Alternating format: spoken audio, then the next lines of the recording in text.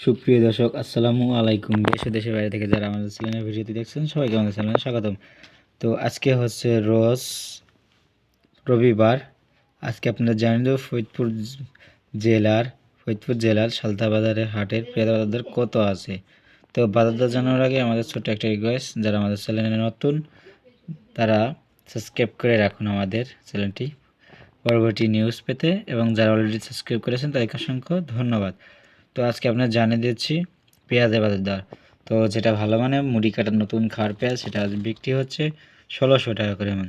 যেটা ভালো মানের খাওয়ার পেঁয়াজ মুড়ি কাটা সেটা বিক্রি হচ্ছে 1600 টাকা করে মন।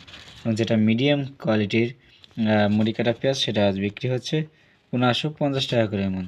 এটা মিডিয়াম কোয়ালিটির মুড়ি কাটা পেঁয়াজ সেটা বিক্রি হচ্ছে 1500 থেকে 1550 টাকা মন। এবং যেটা নিম্নমানের মুড়ি কাটা পেঁয়াজ সেটা আজ বিক্রি হচ্ছে 1420 থেকে 1450 টাকা করে মন। যেটা নিম্নমানের মুড়ি কাটা পেঁয়াজ সেটা বিক্রি হচ্ছে 1450 থেকে 1400 টাকা করে মন।